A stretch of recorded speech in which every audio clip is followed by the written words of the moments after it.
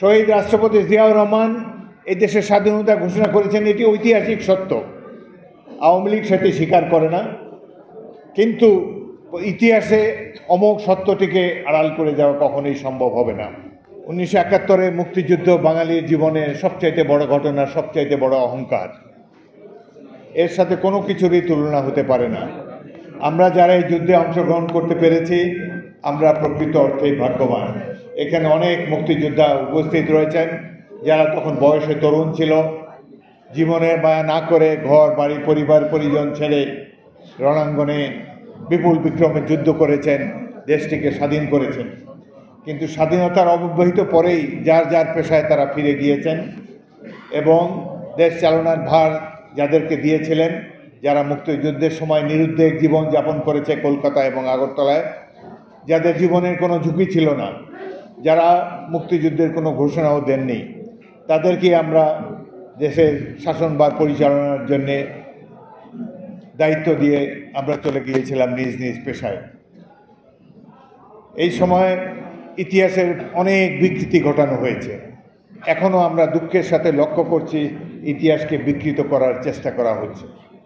এই যে জুলাই আগস্টে একটি মহান গণ অভ্যুত্থান সাধিত হয়েছে, জুলাই আগস্টে কারা জীবন দিয়েছে, কারা পাদপ্রদীপের অন্ধকারের থেকে পেছনে থেকে এই আন্দোলনকে বেগবান করেছে, জাতির কাছে এখনও অস্পষ্ট রয়ে গিয়েছে।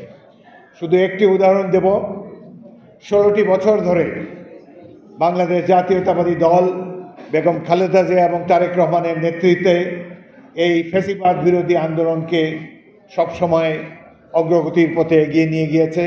অনেক ত্যাগ তিতিক্ষার বিনিময়ে আমরা জুলাই আগস্টের এই গণ অভ্যুত্থান পেয়েছি। এই অভ্যুত্থানে বিএনপির 422 জন কর্মী শহীদ হয়েছে। এই অভ্যুত্থানের বিএনপির প্রত্যেকটি অঙ্গ সংগঠন ব্যানার ছাড়া অংশগ্রহণ করেছে। সেই জন্য আজকে অনেকের বলার সুযোগ হয়েছে যে অন্যেরাই নেতৃত্ব দিয়েছে, বিএনপিকে তেমন দেখা যায় না। এখানে উপবিষ্ট ইশতিয়াক আজিজ উলফত জুলাই মাসের শেষ থেকেই শহীদ মিনারের প্রত্যেকটি আন্দোলনে এই মুক্তিযোদ্ধাদেরকে সাথে নিয়ে সেখানে অংশগ্রহণ করেছেন। এরাই বুলেটের সামনে বুক পেতে দিয়েছিলেন, কিন্তু আমরা এইসব কথা প্রচার করি না। আজকে এই যে গণ অভ্যুত্থানকে স্বাধীনতার উপরেও স্থান দেওয়ার একটি প্রচেষ্টা একটি মহল থেকে আমরা লক্ষ্য করেছি, অত্যন্ত দুঃখের সাথে। স্বাধীনতা যুদ্ধের সাথে, স্বাধীনতা সংগ্রামের সাথে কোনো কিছুই তুলনা করতে পারি না আমরা। সবার উপরে 71-এ মহান মুক্তিযুদ্ধ চিরকাল এইভাবেই থাকবে।